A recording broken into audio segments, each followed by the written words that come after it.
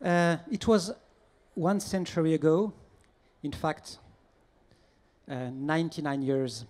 At the end of World War I, hundreds of teachers, doctors, philosophers from all over the world tried to invent a new education.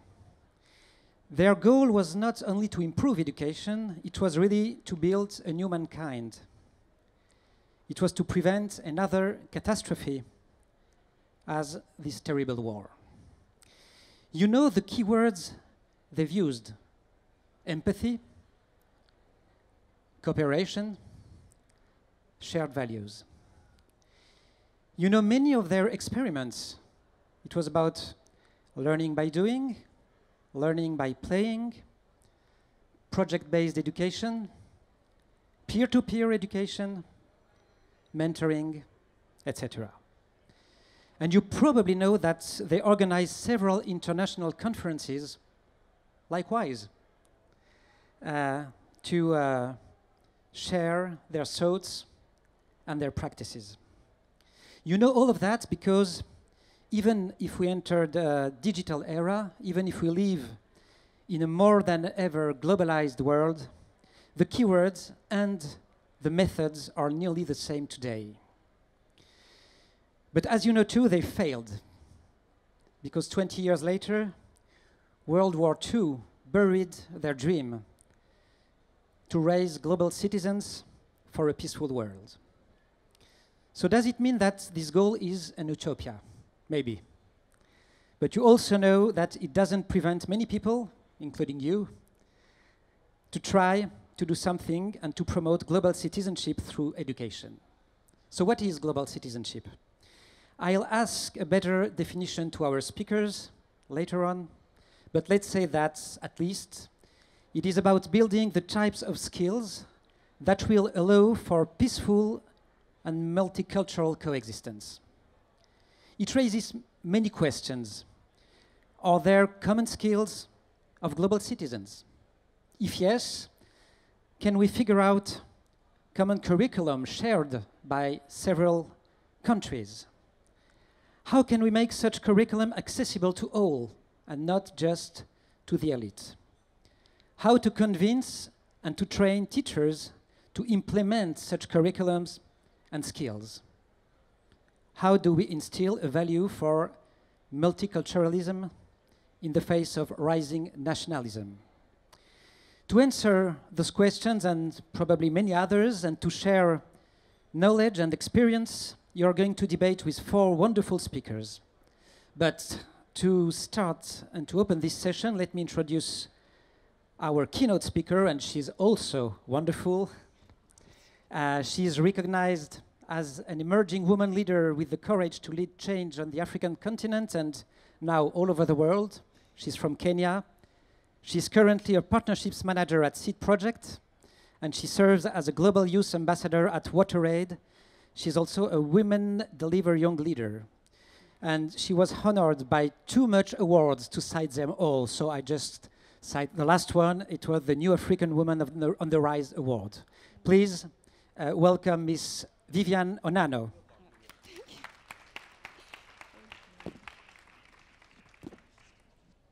Ladies and gentlemen, good afternoon.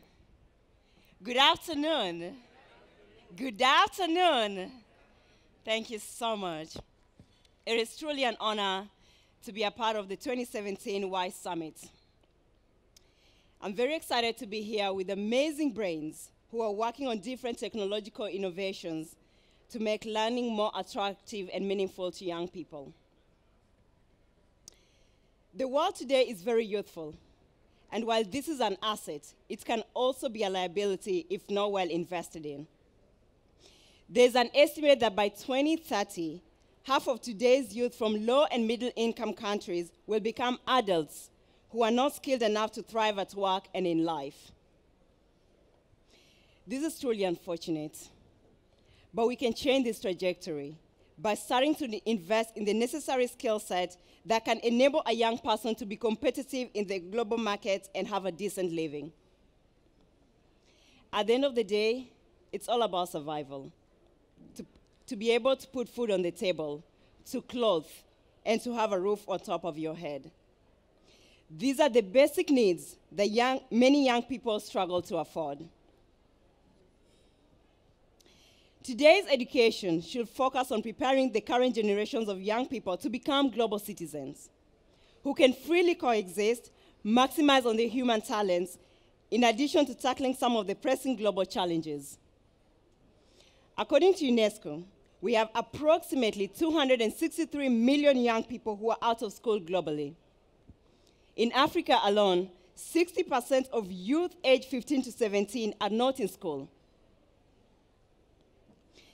Lack of access to education perpetuates a cycle of poverty, and it's even worse for young girls because it leads to early marriage, teenage pregnancy, lack of economic capability, and gender violence. It also cripples development because these young people do not have a purchasing power and have to rely on government support to thrive. Education is the key to unlocking most of the challenges we face today. With access to quality, relevant, and safe education, we can be able to achieve inclusive and sustainable development. We have 4 big challenges today that have become unbearable to a rational mind, and only education that addresses multiculturalism, entrepreneurship, interpersonal skills, and empathy can contain and overcome. These challenges include the violence extremism stemming from religious terrorism and intolerance, the gender gap, the unemployment and underemployment of young people, and the overwhelming tragedy of migration and refugee flows in the Atlantic and Mediterranean. As one author once put it, we are all global citizens. You can choose to ignore or embrace it. Being a global citizen means being aware of the world around you and taking action to address some of the challenges facing it, while embracing diversity in all its shapes and forms. It is also about acknowledging that the world is a global village, and we need each other to live in harmony. To address the issue of youth unemployment, there's need to focus on the skills development.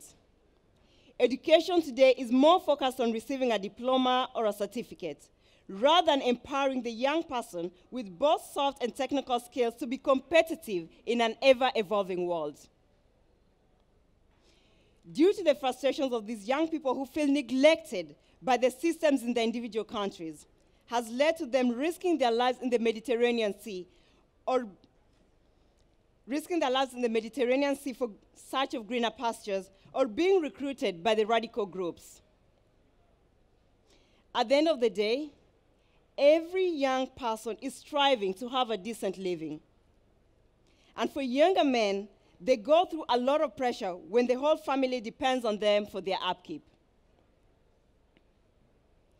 The educational curriculum should be more innovative in how they approach learning.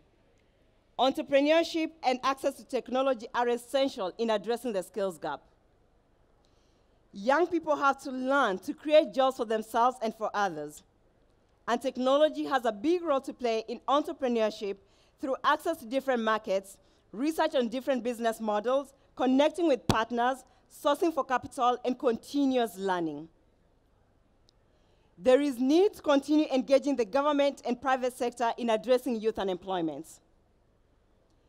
Youth bulge is already human capital for businesses. Thus, it's important for the private sector to invest in the talent that they need for their businesses to succeed and grow. This is good for the sustainability of the economy and the development of nations. Soft skills are imperative for peaceful coexistence. It is important to invest in teaching young people how to relate and accommodate each other in a world that has become very small and complex.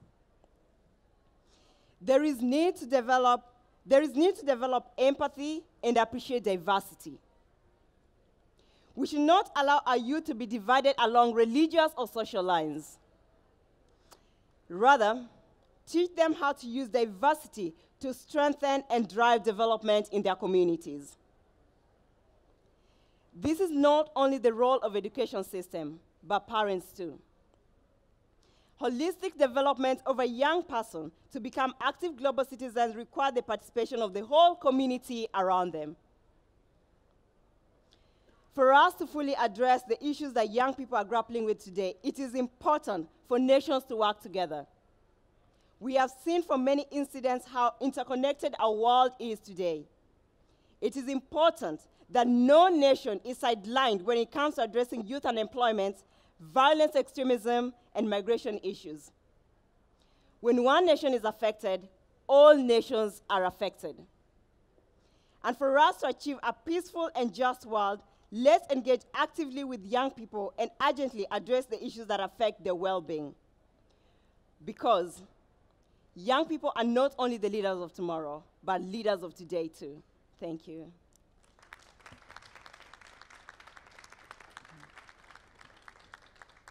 Thank you so much. And you say that you are shy. Thank her again. Thanks so much, Vivian. Now our panel, and please welcome from the United States. She's a senior fellow and director of the Center for Universal Education at the Brookings Institution. Prior to joining Brookings 8 years ago, she spent 15 years working in the field of education for displaced and migrant communities. She now works to promote equitable learning issues for young people. She coined the word leapfrogging, using innovations to accelerate progress in education attainment. Mrs. Rebecca Winthrop. Welcome. From Canada, her company aims to reconcile health and business with the installation of care facilities within the workplace, thus enforcing the concept of wellness as a new social norm in the business world. She gave a very inspiring TED Talk called, I say it in French because it's in French, Vos peurs, vos choix, votre vie. Okay, your fears, your choices, your life. She is also an advocate of the promotion of women entrepreneurship in Quebec and all over the world. Daniel Henkel. Please. From the USA, he's Ford Foundation Professor of the Practice in International Education at the Harvard Graduate School of Education, and he's also a well-known expert in the field of global education. His research and teaching focus on understanding how to educate children and youth so they can thrive in the 21st century. He just received the Global Citizen Award from the Committee on Teaching about the United Nations for his work advancing global citizenship education, Mr. Fernando Reimers. And last but not least, she's an inspirational speaker and a philanthropist coming from the United States also.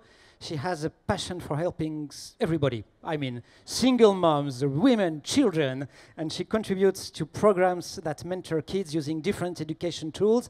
She supports many charities. I just cite 3 of them. The Kevin Durant Charity Foundation, Single Parents Network, Boys and Girls Club in America, and many others. Her life has been depicted in the film The Real MVP, the Wanda Durant story. You know what is MVP, you know? Most Valuable Player, it's for the NBA. The other MVP in the story, he's just his son, the superstar, Kevin Bryant. Mrs. Wanda Durant.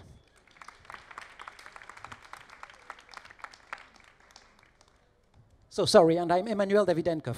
I'm journalist from Le Monde, and I'm very happy to moderate this panel. Well, let's start with a quick question. If it's possible, it's a challenge. 1 minute each. Can you define global citizenship in a few words? I don't know, Rebecca. Oh, why do you have to start with me? Okay, for me, someone who's a global citizen is someone who cares not only about the world, but about their community. I think you need both. It needs to be anchored right with your community and then your nation and the rest of the world. And it's someone who displays empathy and care for others. And I think it's really important. We talk a lot about this in global citizenship education work that we've done on sort of how do you assess it. It's about knowledge and awareness, but also behavior. You have to show that behavior. So 3 pillars. Thank you. Daniel. Well, global citizenship, well, I'm a great example of that. I was born in North Africa and I'm now a Canadian citizen. So I believe that, as you just said, global citizenship is someone that will be careful about what they say, but what they do, because today we are we're looked at as a citizen to be part of a whole, but it starts actually at home, then at school, then at work, then in the community, because you have to be socially involved and you have to be careful about your acts and your actions, actually. Thank you. Thank you, Daniel. So, Fernando?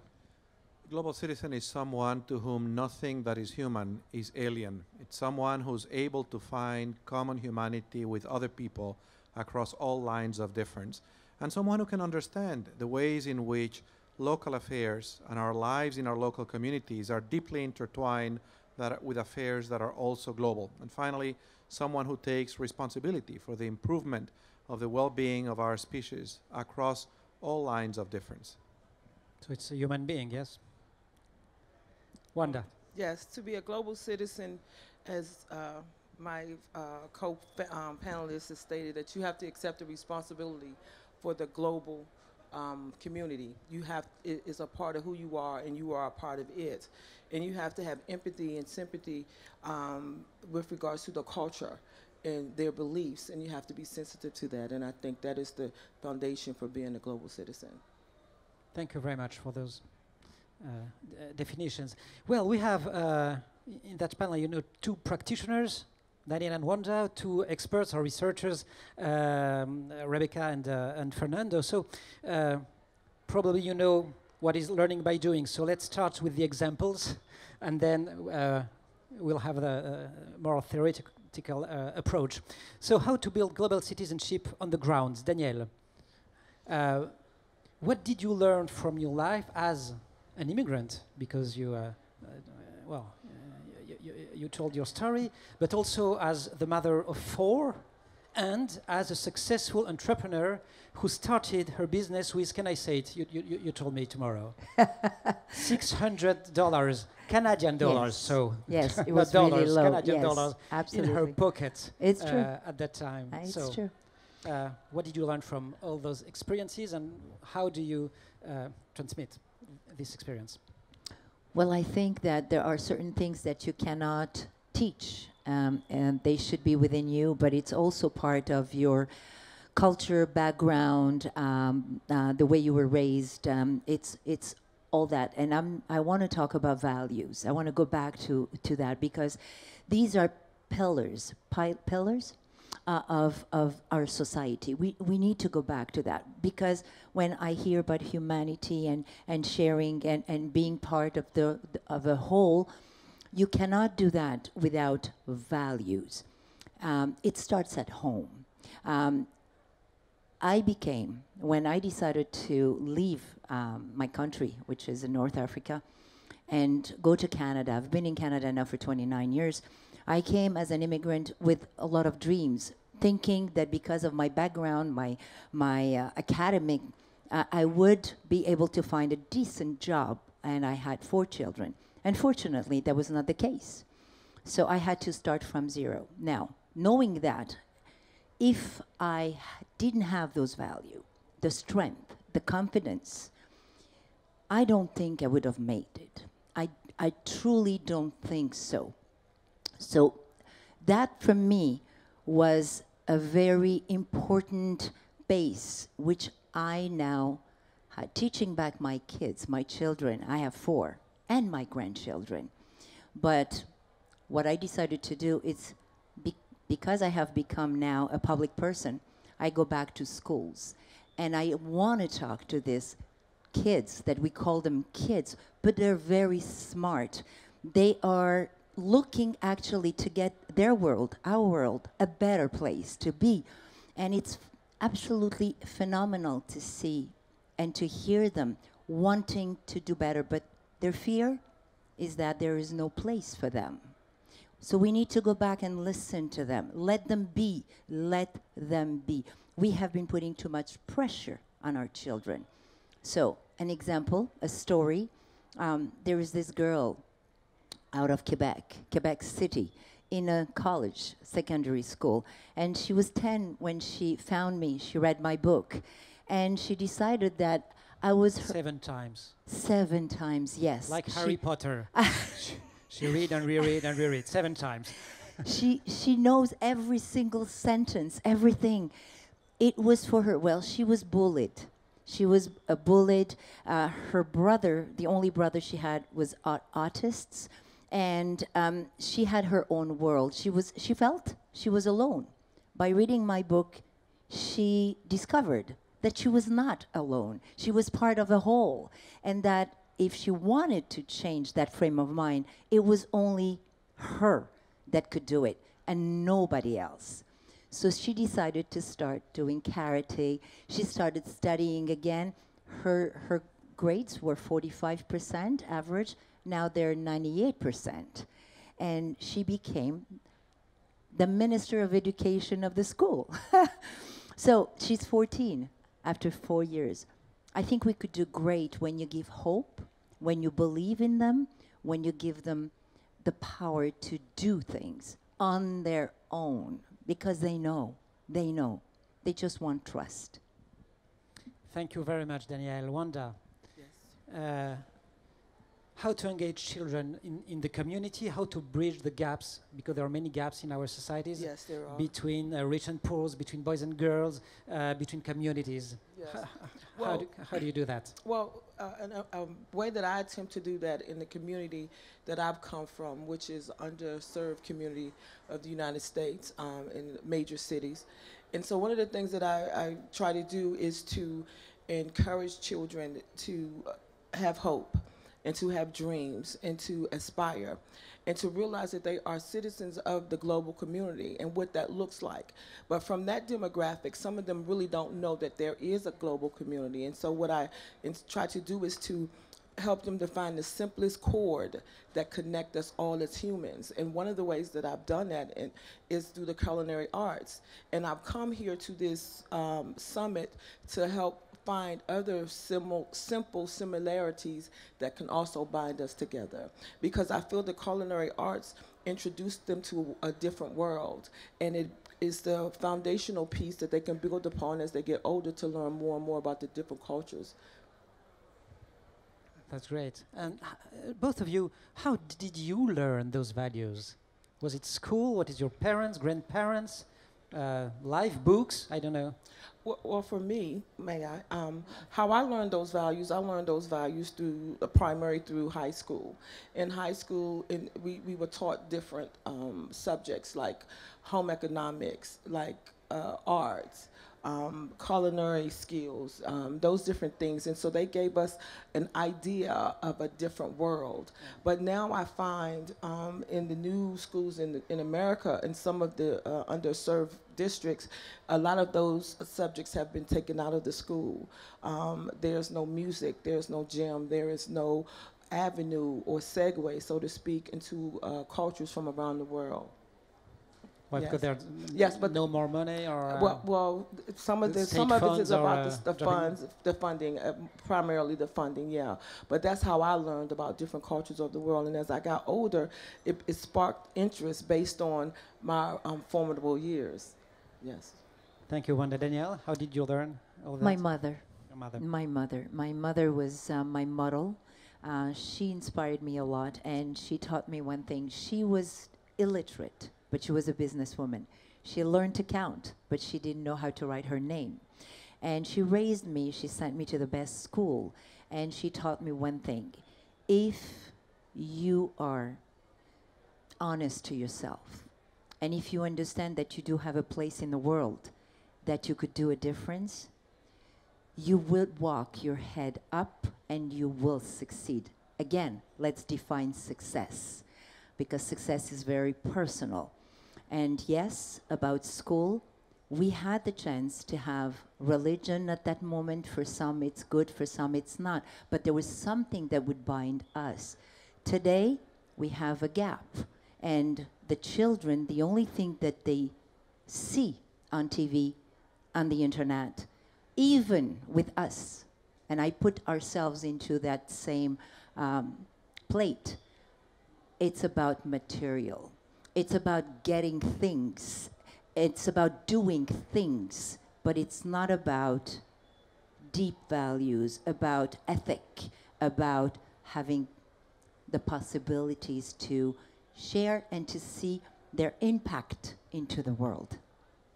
Thank you very much, Danielle. Rebecca, how to build those values, this ethic? In a new report from your center, the Center for Universal Education, you explore the potential of education innovations to leapfrog global education. So tell us what leapfrogging looks like, and please describe us the 4 steps to succeed, because there are 4 steps. Sure. And I think the examples that Wanda and Danielle gave are great sort of illustrations of where we want to get to for leapfrogging. And so for me, the idea of leapfrogging is you need to end up in a place where all kids, even the most marginalized kids, Wanda works with really marginalized kids, get the full breadth of skills. They get, knowledge and information about math and science and literacy, but they also get the skills that will serve them well as global citizens, which is how to manipulate that knowledge and information, how to be aware of other people in the world, what their role in it should be. So to me, that full breadth of skills is really important, and schools have a role to play. I absolutely agree that parents and society equally and communities have a role to play, but given we're at an education conference, schools should play this role, and Fernando talks a lot about that. And I got a little obsessed with this idea of leapfrogging because I just felt like I've been working on education reform for a couple decades and keep going to the same conferences, and we have the same conversations, and there is you too. Okay. Yeah, amazing. We went to the same. Yeah, yeah. Were we there? I was there. 20 years ago. Okay, and we, there is progress, but it's not that fast.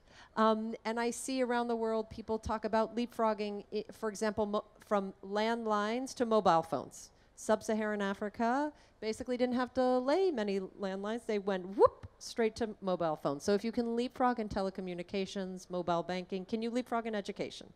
And so that was a question we posed to ourselves. Are you tweeting while we're talking? No, he's leapfrogging right now. Instagram and Snapchat. He's very young.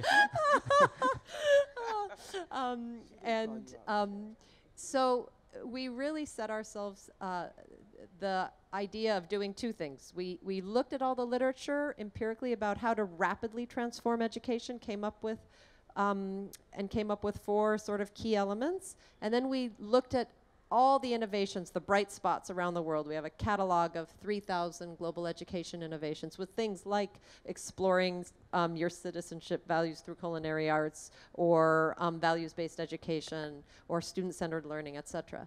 And saw what are people doing on the ground. And so the 4 elements we came up with really that need to happen to rapidly accelerate progress, which is what we mean by leapfrogging, are really transforming teaching and learning, so that kids are not only asked to learn, remember and understand knowledge, but remember, understand, analyze, evaluate, create. They need to be able to do that full spectrum. And of course, to do that, teachers and educators and people who help scaffold their learning need not only to lecture, but they need to change their pedagogy and be more interactive and make space for playful learning activities. So that's, you really have to train. You really the have to. teachers and not only the beginners, all the teachers. Absolutely, and I think it's if you want 21st century kids, you need 21st century teachers, and it's much, much harder to be a 21st century teacher that facilitates playful learning than just lecturing. You like to say that kids are natural born Yeah, learners. Teachers also, no? Yeah, No, they maybe should not. be. Absolutely, we picked So Manuel's that's the first step. the first one. He's referring to playful learning because kids were born knowing how to learn, and they learn through play. So why not make space for them? The second one is really transforming how you recognize learning, how kids progress through school, how you verify and assess their knowledge. It's really hard to transform the teaching and learning experience without also transforming how you recognize learning. The third is really diversifying people and places. You know, we need education, we need licensed teacher, we need schools, but we need to complement that with caregivers and parents and entrepreneurs. And what Danielle does, she goes into schools and brings crowds in expertise from all over. It's not really fair to place the entire burden on teachers who are incredibly overburdened on a day-to-day basis. And the last one is really harness the power of technology and data. That's Thank it. you. That's it. It's done. Okay, goodbye. Thank you very much, Rebecca. Of course, you'll have time to ask questions or, I don't know, to contribute later. Fernando, the values and the skills Global Citizenship propels can be put into a comprehensive curriculum. So you have designed a world course. At the beginning, it was only for an elite high school in New York City, and it was a course to prepare students to become global citizens, and I quote, to think critically and empathetically about world issues. Now, you're leapfrogging your world course. So the world course was designed with a group of members of my team 5 years ago, aligned with 3 key documents: the Universal Declaration of Human Rights, the Millennium Development Goals, and the Global Risk Assessment Framework developed by the World Economic Forum. And we designed that initially for a school which exists in New York City, the Avenue School. It's going to be a network of schools, with the understanding that I would keep the rights to this curriculum because I would eventually share them with the world for free. And so we published that book. Anyone can get it. It's called Empowering Global Citizens. It uses a Creative Commons license, which means you can all rebuild on that and you don't need to ask anyone for permission. You just need to cite it. And we released that as the lowest possible cost available through Kindle. Since we released that book, thousands of schools have adopted that. And we realized that this curriculum, which is project-based, interdisciplinary, that requires teaching 8 hours a week from kindergarten to high school, was a little bit above the heads of most schools. And so we developed a simpler version of the world course, which is another curriculum called... Just you have 1 or 2 examples of Yes. what is it in the world course? Yeah, I will give you an example. Students in the first grade learn to appreciate who they are and who their friends are. And they demonstrate that understanding by producing a puppet show that demonstrates that they understand that there is value, there is strength in difference. In the second grade, they learn that they are connected through activities to kids all over the world. So in the second grade, they first examine what games they like to play. They then interview their parents and examine what games their parents used to like to play when they were children. Then they connect with children in other countries who have gone through the same activity. And in that way, you take students from what is concrete and immediate to something that is more abstract and more conceptual to help them understand these notions that childhood is a universal phenomenon, but the way children grow up as children varies in different countries and in different societies according to your circumstances, according to whether you live in rural areas and so on. So And the second curriculum if parents were a child one day, it's really universal. Right. Maybe they discovered that. In the 5th grade, students learn to create a company, and they study the production of chocolate and the process of manufacturing and bringing to market chocolate, and they design the business plan of a company to produce chocolate. I think in the 8th grade, they create a social enterprise to advance one of the now Sustainable Development Goals.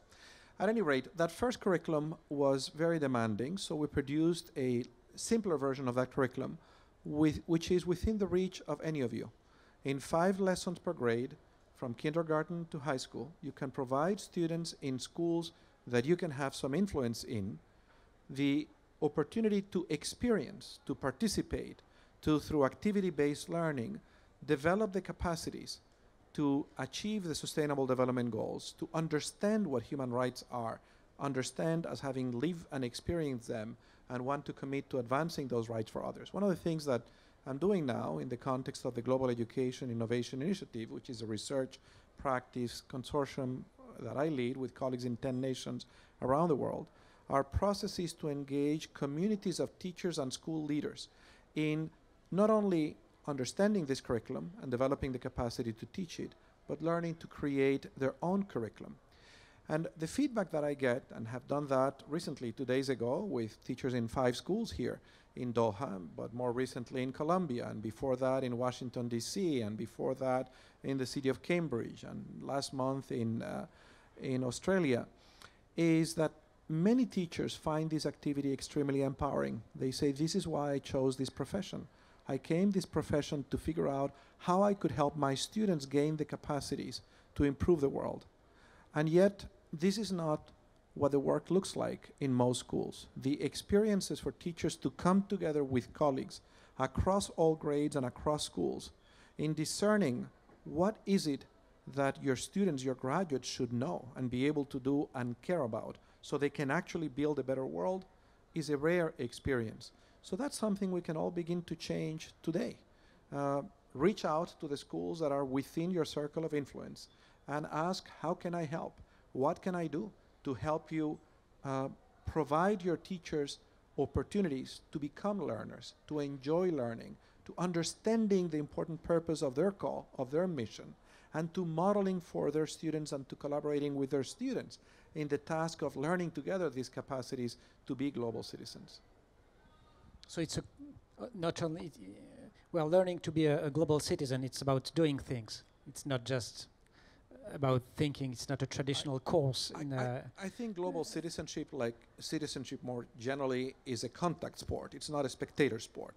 It's something that is about being crew and not passenger. It's about caring for the world, but not just as watching it and contemplating it, but committing to improving the enterprise, yes.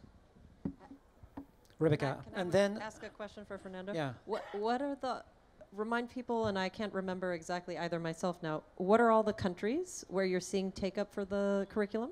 So the countries in which the Global Education Innovation Initiative is working are China, India, Singapore, Japan, Brazil, Mexico, Colombia, Chile, the United States, and France right now. But the countries where we have begun to maybe we'll recruit you to help us before this conference is over. And the global citizenship curriculum is something that where we're building a community that goes beyond those 10 initial countries. And I am finding, perhaps for the very same reasons that you articulated so well at the beginning of these remarks, that there are many people who understand that we live the best of times, but also dangerous times, for the reasons that Shika Moza articulated this morning, that Fareed Zakaria articulated this morning. And sadly, there are some individuals who have found that they can get political mileage out of playing out the differences between people.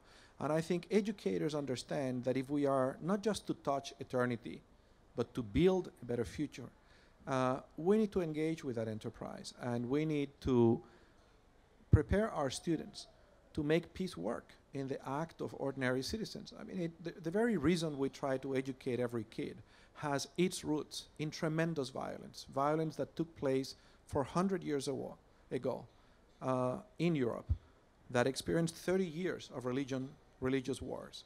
And one of the victims of that war, a refugee himself, a man named Jan Amos Comenius, whose religious views were unpopular, and for that reason people set his house on fire, and he had to become a refugee, and in that journey his wife and his 2 kids died.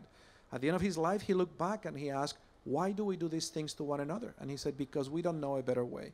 We should educate everyone so we could have peace in the world. So that is still the reason we're trying to educate everyone. And I agree with Rebecca. The reason we have to help improve schools to do this work, which is the work they were created to do, is because we have succeeded in a short span of 7 decades in bringing the majority of the world's children to school. 1.2 billion learners are in schools. This is a remarkable accomplishment that happened only because a small group of people 7 decades ago decided, let's make it happen. So I think we can also say, let's now empower those institutions so they can empower students as global citizens. Yeah, but sometimes the last kilometer is the most difficult, you know, last step. I have a question. Wanda, yes? With the 1.5 billion students that have been educated, there still seems to be a disconnect globally. So my question to you is, how do we connect them, even with the intelligence that they have and that the children have and the young people have? How do we get them to be aware of a more inner connection. I agree that we have work to do, but I think it's very important to be balanced in recognizing how much goodness is produced every day as teachers show up into their classes and teach their kids. I mean, think about the child who learns how to read and the windows into the world and the way in which it activates the imagination of a person to decode the written word. Yes. And not every child learns to read in school, and not every child learns to love how to read or to read with understanding, but many do. Yes. And many do whose parents did not have that gift, did not have that opportunity. And so just that very simple, this most basic thing that is learned in school, helps students become connected with humanity, with the shared experience of humanity that is recorded in books. But I agree with you that we now have extremely powerful instruments that could help our students become producers and co-constructors of experiences with peers, not just in their own local communities, but in other communities in their societies, in communities across the world. And we could leverage, and there are many very good examples, many represented at this conference, of institutions that are making it possible for students to develop those connections. So we should provide that experience to the full 1.2 billion. I agree with you on that goal. Great. So we have time for the questions. Yeah. Bismillahir Rahmanir Rahim. Assalamu alaikum to all. I have two questions, sir. Question comes statements. So my first question is, if someone asks me what is a global citizenship, so my answer will be very simple. That citizenship, global citizenship, is beyond borders with a single noble cause. This will be my answer. So,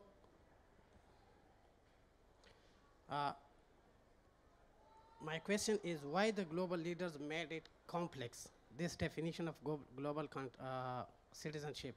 Why the global leaders made it complex, this definition. My second statement question is... Well, we take the first question and then you keep the microphone, okay? Okay, thank you. So if I understood well, if, why the definition is so complex, yes?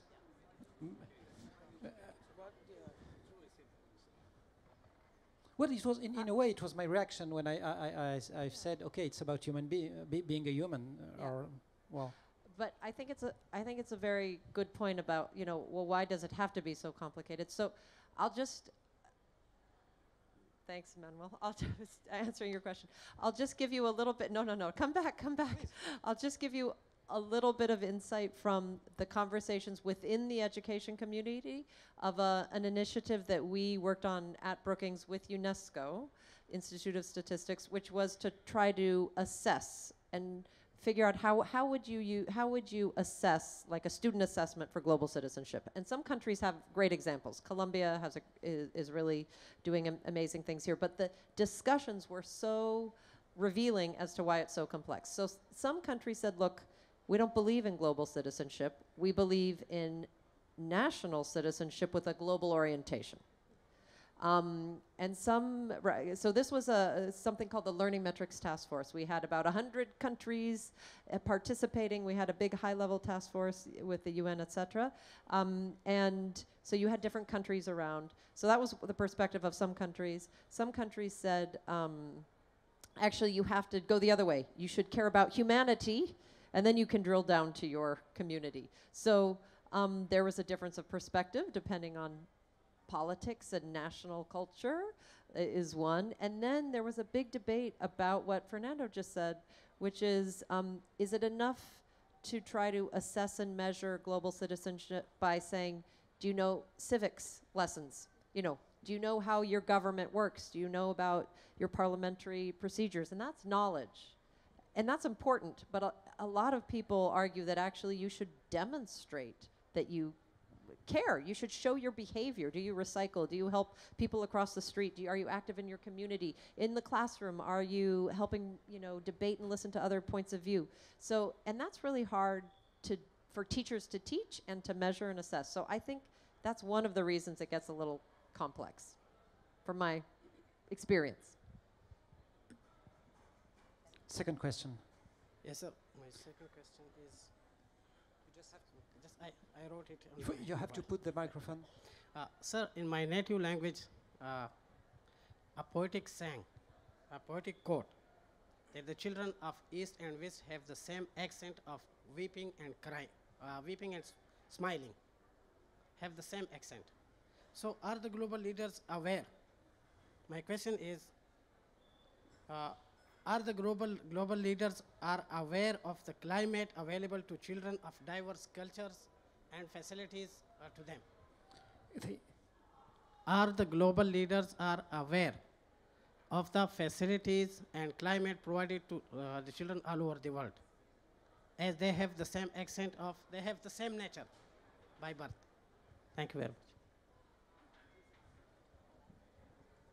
Fernando? By global Wanda? leaders, I Sorry. imagine you refer to people like former President Obama, for example, or President Macron. I'm sure that they're very aware of how important it is to create contexts in schools that help students develop, what did you call it, a full breadth of skills as whole human beings, as complete human beings. There are plenty of global leaders, of course, that are aware of how important school environments and school cultures are to develop those things. This is the reason that most governments around the world invest as much as they do in education, and this is the reason in many countries around the world education is a very important priority for governments. It's only irresponsible leaders who don't understand that, and there are a few of those, but I think they're the minority.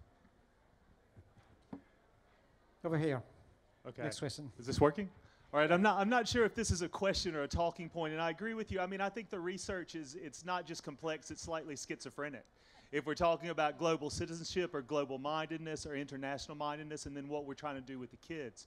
But I think my big question is, I think the missing piece that we have is the student's voice and the kid's voice and the kid's perspective.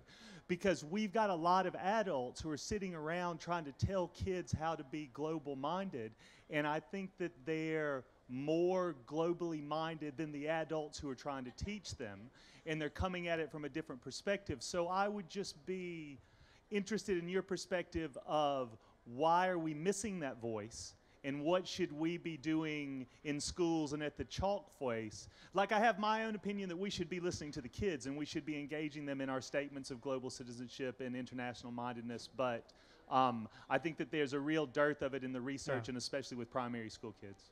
Thank you very much. I think the point is clear. So, If I, kids' voice. if I may. Emmanuel Vaillant is not here. He was in the audience at the beginning. No, I can't see him. He created a website in France for young people from the suburbs, and they write in national newspapers very often. So it's important to hear kids' voice and teenagers' voice. It is. I am 100% in your line of thinking. Actually, in Quebec, and I'm going to speak about what I do on the field into the school and the colleges, is if there is one thing kids don't want anymore, and they're trying to voice their voice or raise their voice in different ways, which is not listening, being in their world. It's that they refuse anymore that we impose on them, and we tell them things, and we patronize them. What they want, what they're looking for is coaches, mentors that will engage a conversation, that would be able to listen to them. Because, by the way, if we look at certain innovations and inventions, believe it or not, some 9 years old and 10 years old and 19 years old have invented things that even an adult would never even think that they could. And interestingly enough, 95% of those inventions comes just to save our world, environmental, health. They try to think the way we don't think anymore. And that's why I was talking before about materialistic things. What they're saying is they want our world to be better. My granddaughter, she reminds me of basic things. When I wash my teeth, and naturally, you know, the water is running. And without telling me anything, she just closes the tap and she looks at me and she goes, "We shouldn't be wasting water, Mommy." And you know what? I feel so ashamed. She's right. One word, Fernando. I want to be And provocative. after we have two questions I want to here be and- provocative, and Yes. the two curricula that I have developed, which are project-based, are both about empowering students to themselves participate in deciding how they're going to solve these issues. But I do want to say something. I think the whole point of school is to create a context for intergenerational dialogue. And it is important that in our fascination with empowering students, we don't abrogate our responsibilities as adults. In the United States, there's an organization called the Southern Poverty Law Center that has documented a real frightening rise in hatred and white supremacist activity. And a lot of that is taking place in schools and universities, and the perpetrators of the violence are young people. I could give you examples, perhaps too gruesome, but I think it is very important that adults do not take themselves out of the picture and out of their responsibility to take a clear stance in engaging in dialogue with their students about what does it mean to steer the world towards a better place. Children and young people should not by themselves be trying to figure these things out, because it is important to have memory and to have history.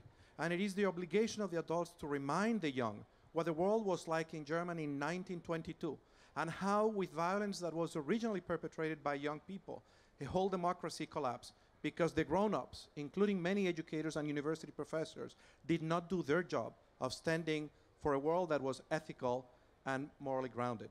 Thank you very much, Fernando. Yeah.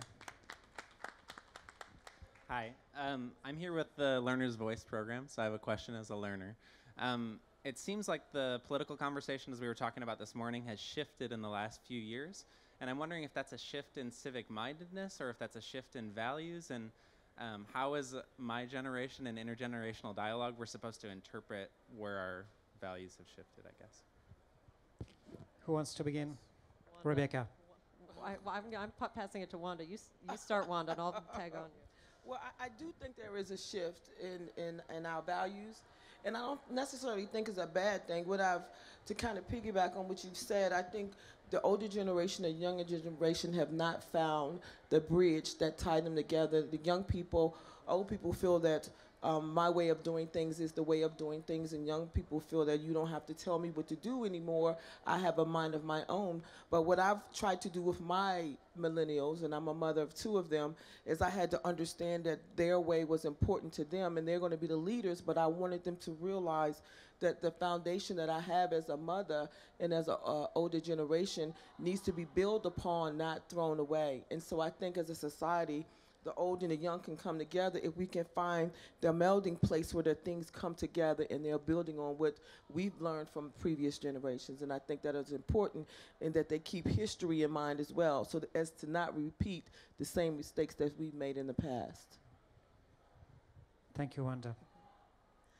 When you talked about intergenerational connectedness between the student and the teacher, I also don't hear the sense of connecting the parent and the child.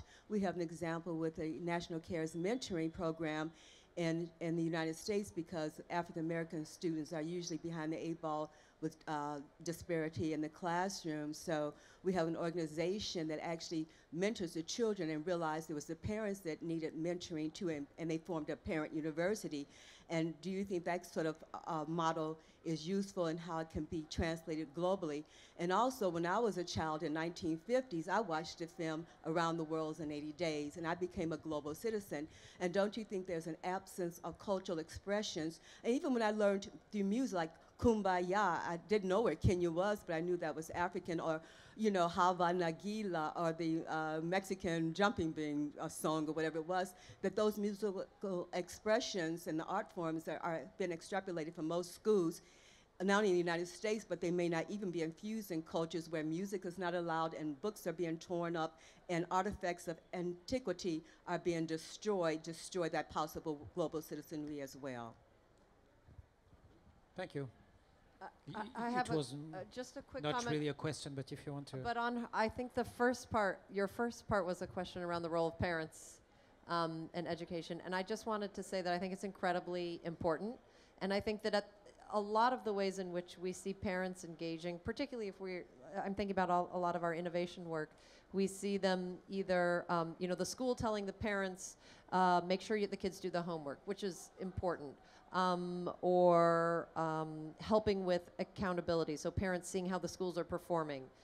But there's another role, which I think you talked about, which is, making sure the parents are trained up to be good facilitators of children's learning too. And there's some really quick, easy things that not all parents are aware of that can be done. I had a fascinating conversation recently with someone in the Ministry of Education in Cuba, and never mind what you think of Cuba politically, perhaps, but they were telling me, I said, well, what are the levels in your education system? They said, well, our education system begins at 0, and we have parent classes for all parents in every community, 0 to 3, and they found that was way more effective than some of the center-based early childhood care programs. So I think it's something really to look at.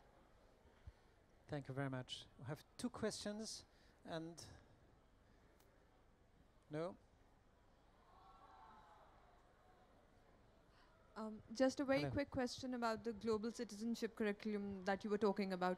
So most of the countries that you've piloted or you've started mainstreaming the curriculum in are, well, I wouldn't take away the great work that you're doing, but they might be politically easy countries, maybe not China so much, but otherwise.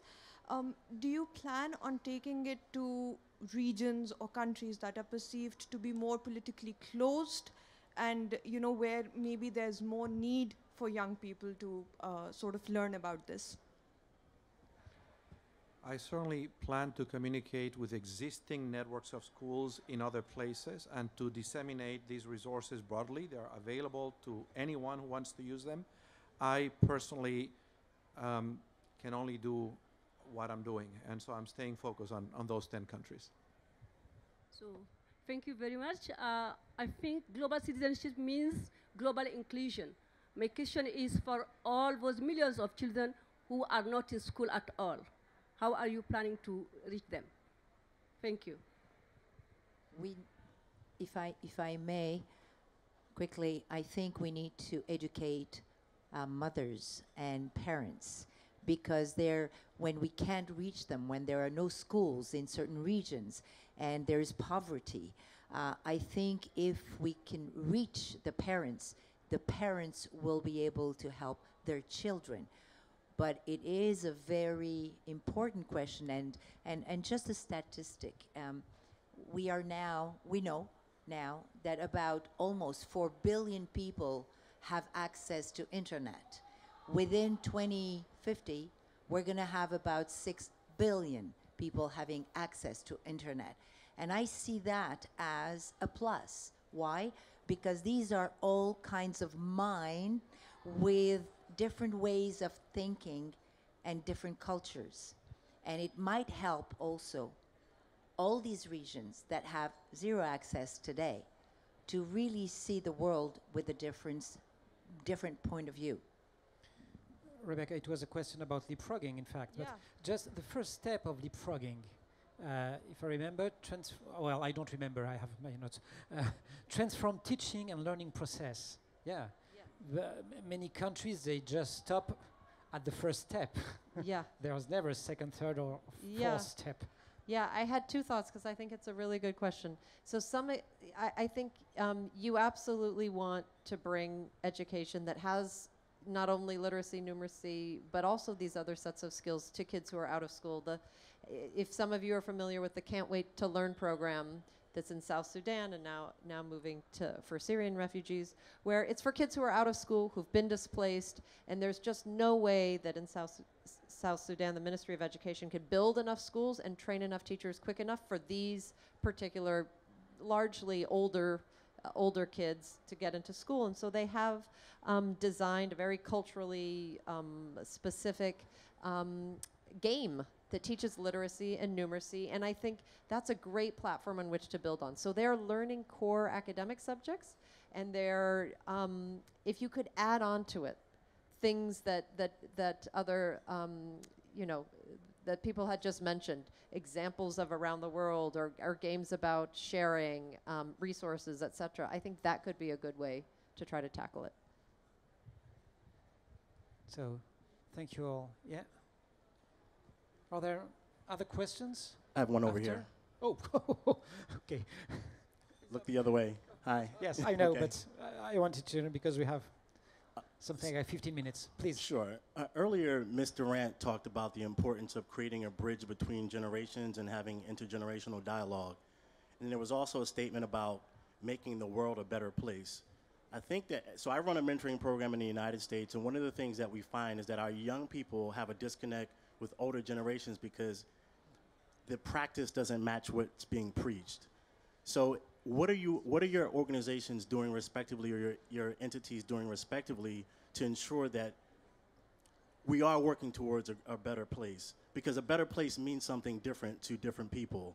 What we're dealing with right now in the United States, you know, in some communities, people believe that marginalizing those that are underserved is making the world a better place. So what are some of the practices that you all are doing respectively to ensure that the world is becoming a better place? Well, for me to kind of build up and encourage and inspire the community that I've come from, which is a low to poverty demographic that I've come from and that I've risen out of. And so my responsibility is to go back and to share the tools that I've used with my sons to teach them the processes of how to pull yourself up, so to speak, by your bootstraps. And I also work with parents to, like your organization, to teach parents the guidelines of parenting and what it means to be a parent, to accept the responsibility and the roles of a parent, to create roles for your children, to teach them how to set goals, teach them how to believe in themselves, how to carry those goals forth through the obstacles, and what success and achievement really means. Is not an end, it's not one lifetime thing, but is a constant movement, and it's always alive. And so that's what I've done personally. I recently created my foundation, the Wanda Durant, the Real MVP Charity, because I want to partner with global charities and organizations to further the advancement of young people being global citizens and what that really means, and teaching them the responsibility of that citizenship. And Rebecca?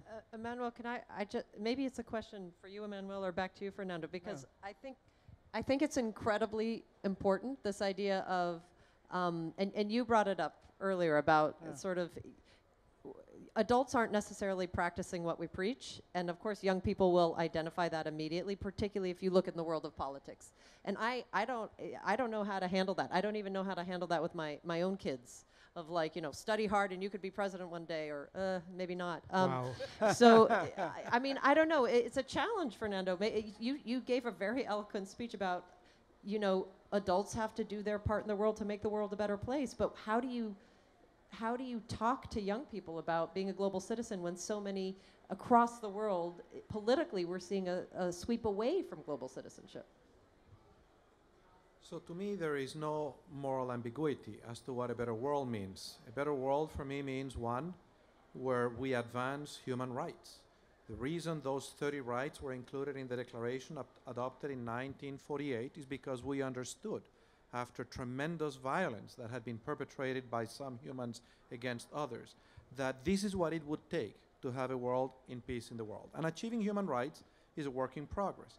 And the second component of the definition is a world defined by the 17 sustainable goals, the first one of which is a world without poverty, a world without hunger.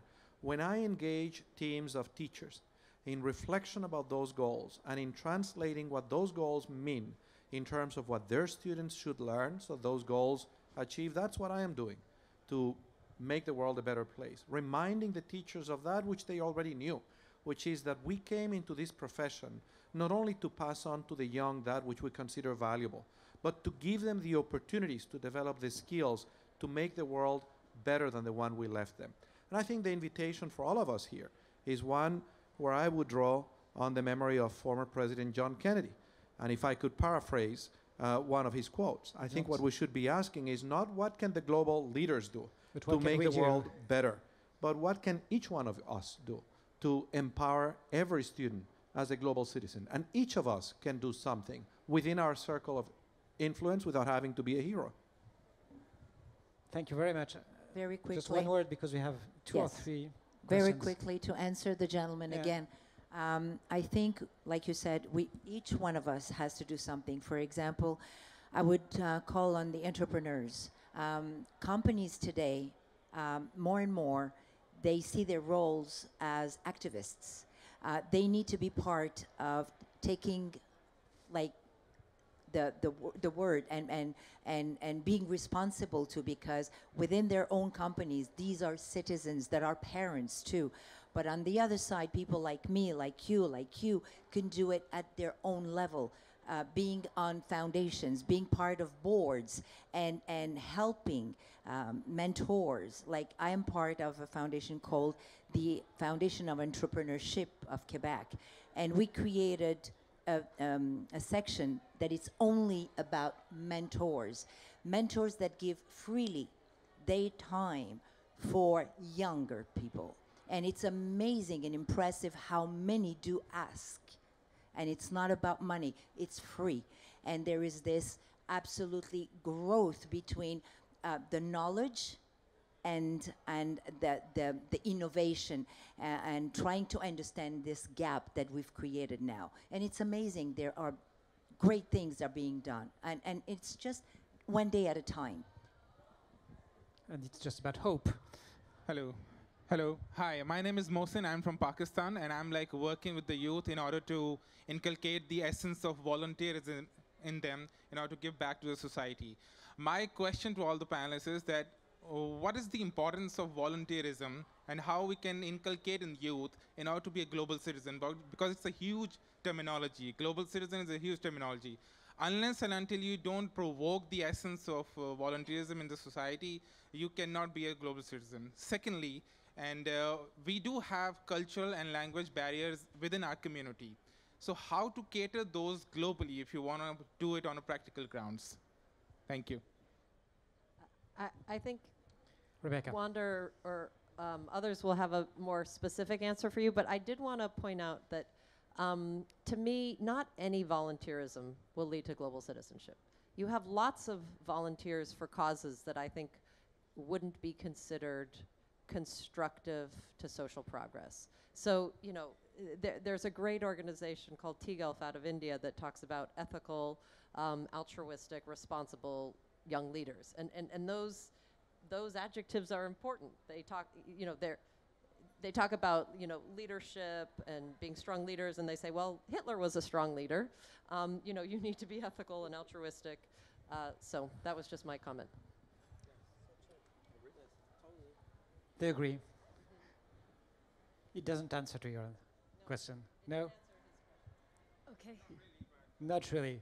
But I could add a piece, which Okay, so Fernando, I agree maybe that just, service learning that is also ethical is a very important way to develop the capacities for people to be not just spectators, but actors and contributors. So kudos to you. It's wonderful. I hope you can grow that program.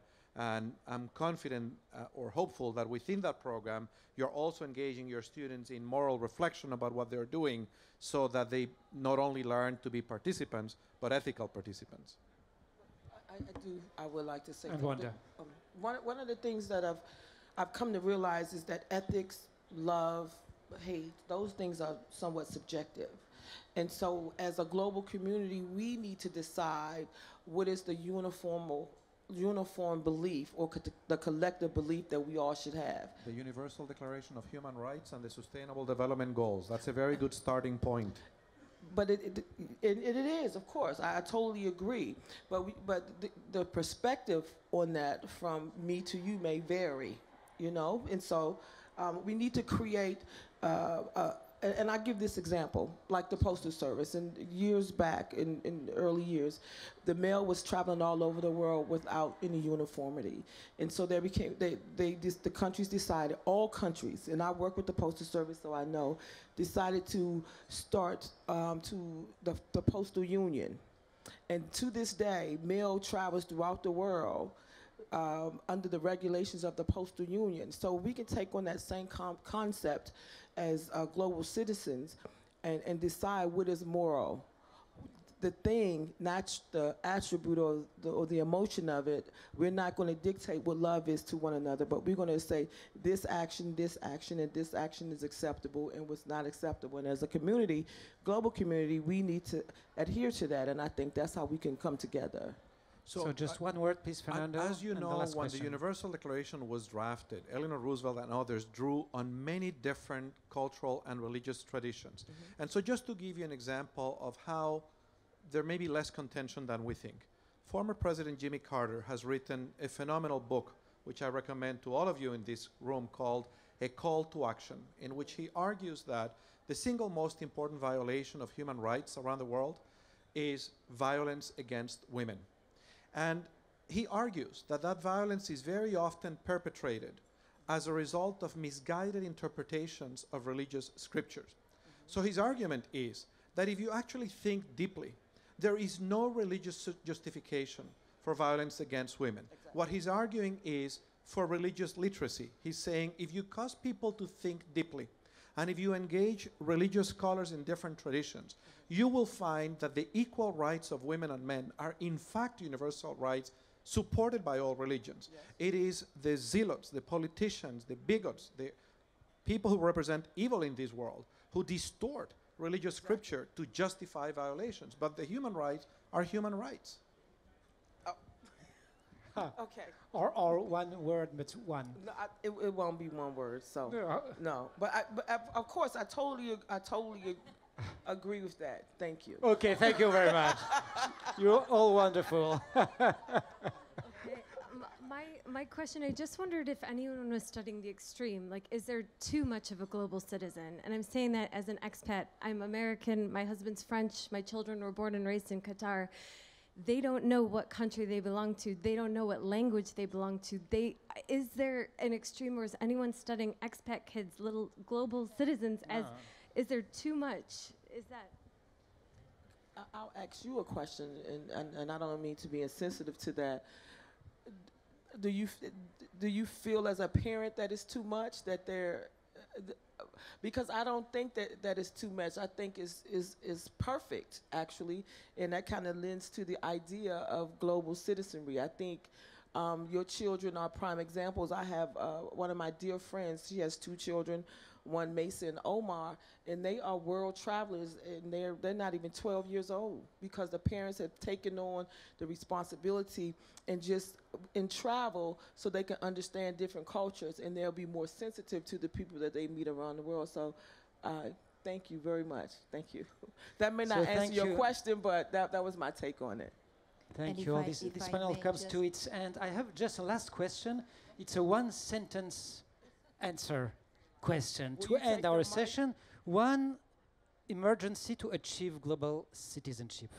The priority. The priority. The priority. The priority for me is to find a common thread that binds us all. That's the priority. Fernando. Every teacher in the world should study the Sustainable Development Goals and ask herself or himself, what should I teach my students so we can achieve those goals? Homework, they have homework. It's a triangle. It goes from the parents to the teachers to the children. I think we need 3 of them to really achieve what we're talking about today, and not just 1 or only 2 of them. We need to be completely inclusive. I think I would also stick with Fernando's point about harnessing the power of teachers, because there are kids in schools all over the world with lots and lots of teachers around the world. And if we could get them to really help build kids' collaborative problem-solving skills through projects in the classroom, that would be great practice for future global citizens. So thank you very much. I want you to thank, please, also, because she owes our Bojana Janková. It was her panel. Say hello, Bojana. She prepared everything. So thank you also, Vivian. Come with us. No question. It's just to thank you, and thank you all for your kindness. You no, you did a great job. So have a nice day. Have a nice rise. Bye.